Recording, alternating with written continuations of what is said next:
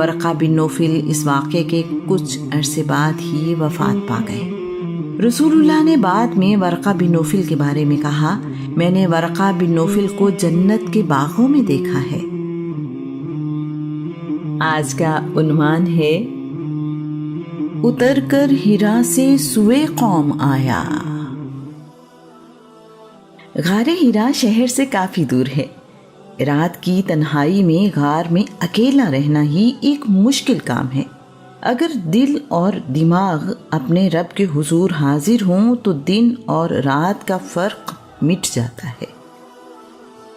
اس غار میں رسول اللہ کے دادا عبد المطلب بھی رمضان میں عبادت کے لیے رکا کرتے تھے۔ میری ذاتی رائے میں اس دور میں اس غار میں وہی رہ سکتا تھا جسے اللہ کریم پر مکمل ایمان ہو۔ رسول اللہ تو بعض اوقات پورا مہینہ اس غار میں گزار دیتے ہیں۔ یہ غار اس لیے بھی اہمیت کی حامل ہے کہ یہاں کوئی شور، لوگوں کا آنا جانا، کسی اور طرف دھیان دینے کے لیے کچھ نہیں ہے۔ رسول اللہ نے اس غار کو عبادت اور کائنات کے بارے میں سوچ بچار کے لیے پسند کیا ہے۔ رسول اللہ غار ہرا سے اپنے گھر واپس آتے ہیں تو رسول اللہ کی بیٹیاں اپنے بابا سے لپٹ جاتی ہیں۔ رسول اللہ انہیں پیار کرتے ہیں، انہیں گود میں اٹھاتے ہیں، ان کے ساتھ کھیلتے اور باتیں کرتے ہیں۔ علی اور زید بھی رسول اللہ کی توجہ حاصل کرتے ہیں۔ رسول اللہ ان بچوں کی تربیت بھی کرتے ہیں۔ سیدہ خدیجہ کو وہ لمحات اپنی زندگی سے بھی زیادہ قیمتی لگتے ہیں۔ وہ ایک پل ہی سہی جس میں تو میسر ہے، وہ ایک پل ہی سہی جس میں تو میسر ہے، اس ایک پل سے زیادہ تو زندگی بھی نہیں۔ آپ کی موجودگی زندگی میں بہار لے آتی ہے، آپ کے بغیر زندگی کا کیا مزہ۔ رسول اللہ نے اپنی بیوی اور بچوں کی محبت اللہ کی راہ میں قربان کی ہے۔ رسول اللہ جن دنوں اپنے گھر میں رہتے ہیں، لوگوں کی تیمارداری کرتے ہیں، اپنے دوستوں اور رشتہ داروں سے ملتے ہیں، زندگی کے سارے معاملات میں حصہ لیتے ہیں اور لوگوں کے حقوق پورے کرتے ہیں۔ مکہ میں ان دنوں جیسے بہار آ جاتی ہے۔ رسول اللہ نے دنیا میں آنے کا مقصد کبھی نہیں بھلایا اور اس پر سب سے زیادہ توجہ دی ہے۔ رسول اللہ کہا کرتے تھے، میں مکہ میں ایک پتھر کو جانتا ہوں جو مجھ پر وحی نازل ہونے سے پہلے بھی سلام بھیجا کرتا تھا۔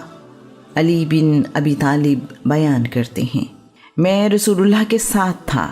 ہم مکہ کے مضافات میں گئے تو میں نے دیکھا کہ جو پتھر یا درخت راستے میں آتا وہ رسول اللہ سے کہتا، اللہ کے رسول آپ پر سلامتی ہو۔ اللہ کریم کی جانب سے وحی نازل ہونا جہاں بڑے اعزاز کی بات ہے، لیکن اس کلام کا اثر دل پر ہونا اور برداشت کرنا آسان نہیں ہے۔ خالق کا مخلوق سے کلام اور اس پیغام کو آگے پہنچانا بڑا ہی مشکل کام ہے۔ اللہ کریم کے کلام کی ہیبت اور اس کے اثر کے متعلق اللہ خود ارشاد فرماتا ہے، اگر ہم اس قرآن کو پہاڑ پر نازل کرتے تو تم دیکھتے کہ وہ نرم ہو کر اللہ کے خوف سے ٹکڑے ٹکڑے ہو جاتا۔ ہم لوگوں کے سامنے یہ مثالیں بیان کرتے ہیں تاکہ وہ غور و فکر کریں۔ وہی نازل ہونے کی صورت میں رسول اللہ ساکت ہو جاتے ہیں، کبھی کبھی سر یوں ہلاتے ہیں جیسے کچھ سمجھنے کی کوشش کر رہے ہوں۔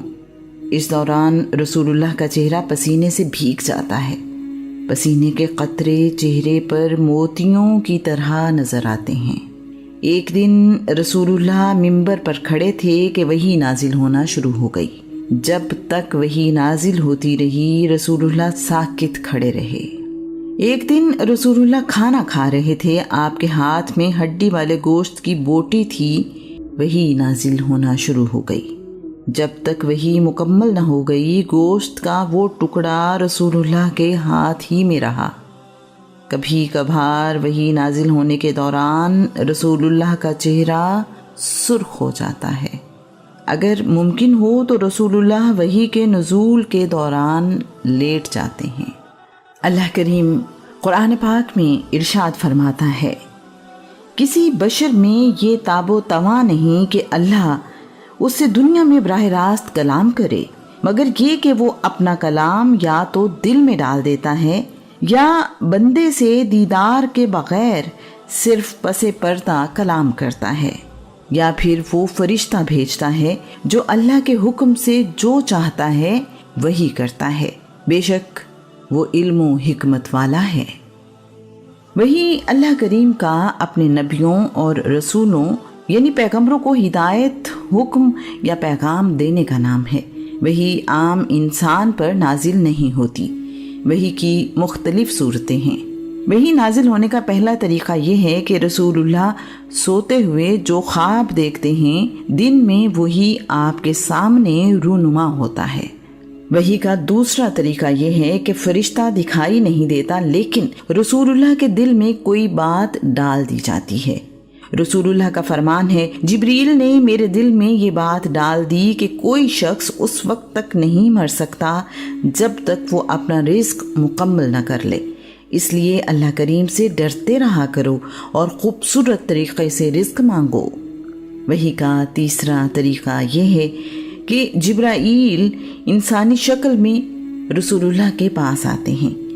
ایسی صورت میں صحابہ کرام بھی کبھی کبھی جبرائیل امین کو دیکھ لیتے ہیں۔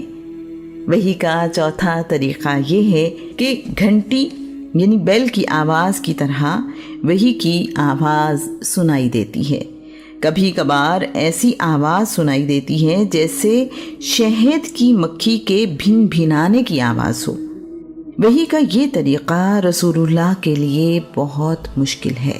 سخت سردی کے موسم میں بھی رسول اللہ کی پیشانی پر پسینہ آ جاتا ہے۔ اگر رسول اللہ اونٹنی پر سوار ہوں تو اونٹنی بھی یہ بوجھ برداشت نہیں کر پاتی اور گھٹنوں کے بل بیٹھ جاتی ہے۔ ایک دفعہ رسول اللہ اس طرح بیٹھے تھے کہ رسول اللہ کی ٹانگ زید بن ثابت کی ٹانگ پر تھی۔ وحی نازل ہوئی تو زید کو ایسے لگا جیسے ان کی ٹانگ ٹوٹ گئی ہو۔ وحی کی پانچویں صورت یہ ہے کہ جبرائیل امین اپنی اصل شکل و صورت میں رسول اللہ کے پاس حاضر ہوتے ہیں۔ اس صورت میں کوئی اور جبریل امین کو نہیں دیکھ سکتا۔ وحی کا چھٹا طریقہ یہ ہے کہ اللہ کریم اپنا پیغام یا حکم براہ راست رسول اللہ کو پہنچاتا ہے، جیسے شب معراج نماز کی فرضیت کا حکم ہوا۔ وحی کا ساتواں طریقہ یہ ہے کہ اللہ تعالیٰ رسول اللہ سے ہم کلام ہوتا ہے، جیسا کہ موسیٰ سے اللہ کریم نے کلام کیا، یا جیسے اللہ کریم نے شب معراج رسول اللہ سے براہ راست کلام کیا۔